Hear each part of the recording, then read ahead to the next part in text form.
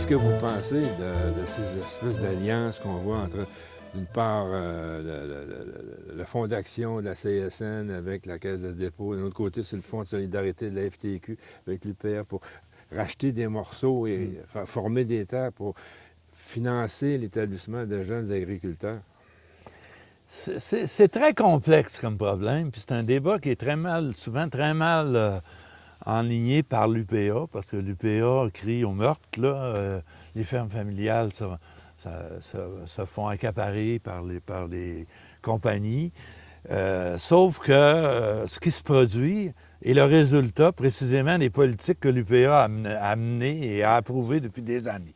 C'est-à-dire qu'on a appuyé l'intégration, la mondialisation, on a appuyé les intégrateurs,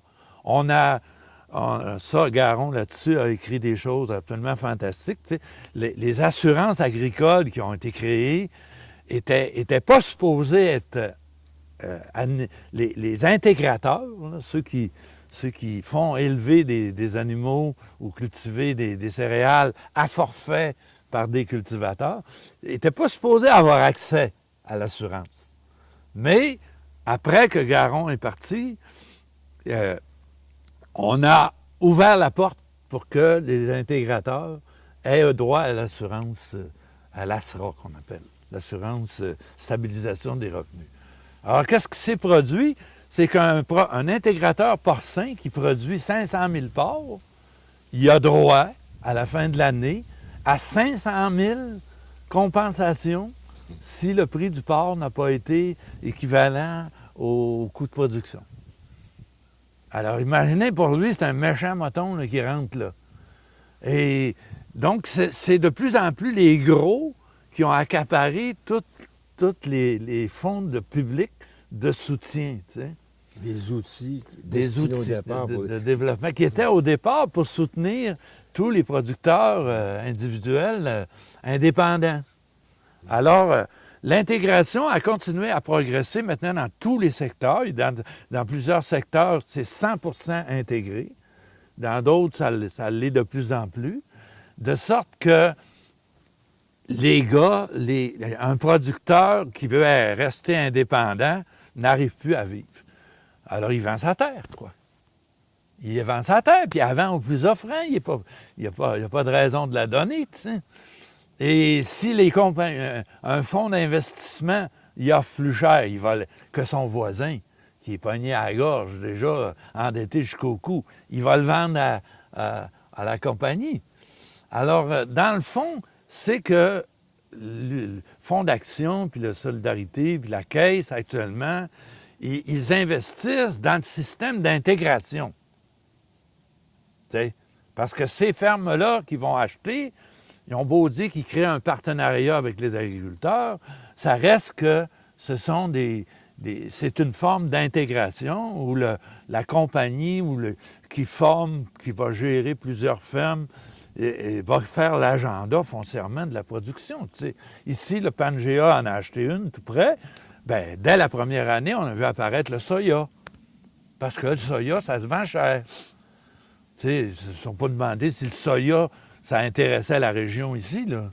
Tu sais, c'est devenu juste une base pour exporter quelque chose, tu sais. Et alors, moi, je dis actuellement, le problème de l'accaparement des terres, il vient du fait que les agriculteurs, les jeunes, n'arrivent pas à vivre de leur ferme.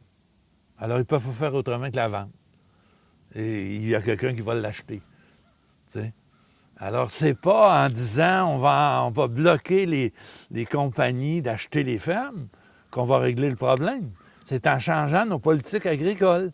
Alors qu'actuellement, toutes nos politiques agricoles sont orientées pour soutenir les intégrations, les gros producteurs. Il faut se décider, enfin, de se rebâtir, parce qu'on en est rendu là, elle est presque à terre, une agriculture territoriale à nous autres et pour nous autres.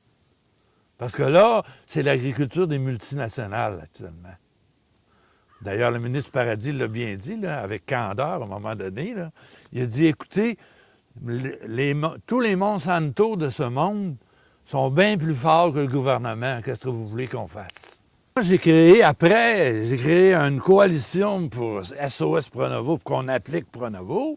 Ça n'a pas. Une coalition pour la Québec des régions, pour que les politiques régionales, c'est un peu toute la même idée, là, les régions sont victimes de ces politiques d'intégration-là, puis de multinationales. T'sais.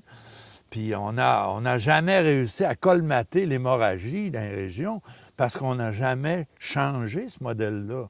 On n'a jamais donné de statut politique aux régions pour qu'elles puissent, de façon autonome, développer une économie basée sur leurs propres ressources puis sur leur propre population, tu sais. Alors, c'est un peu le même problème partout, là, qu'on le prenne n'importe où. L'éolien, on s'est battu là-dessus. Pourquoi? Pas parce qu'on est contre l'éolien comme énergie renouvelable, parce qu'on a choisi comme modèle de développement éolien au Québec le même modèle de concession de la ressource à des multinationales. On a dit on va faire des appels d'offres. Qui est venu faire des offres puis qui a obtenu les contrats pour construire les parcs éoliens? TransCanada. Hein? On a donné tout le développement de l'énergie éolienne quasiment sans condition à des compagnies privées, des grandes compagnies privées, pétrolières ou autres, des fonds d'investissement.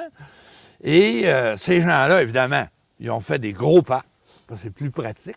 Ils ont fait le plus proche possible des routes, des populations. Donc, ils ont créé un modèle de parc éolien qui a beaucoup d'impacts environnementaux et sociaux déplaisants. Et surtout, ils empochent tout l'argent. Ils vendent leur électricité, le gros prix à Hydro-Québec, au bout d'un parc éolien qui a une durée de 15-20 ans. Au bout de 5 ans, il est payé. Après ça, c'est de l'argent net dans la poche des compagnies. T'sais. On n'a pas développé de modèle communautaire comme au Danemark, en Allemagne. Alors, quand on s'est battu contre l'éolien, à un moment donné, les chefs écologistes au Québec nous disputaient. Ah non, l'éolien, c'est positif, tout ça. Oui, mais pas n'importe comment. Là, c'est nous autres qui les effets, là.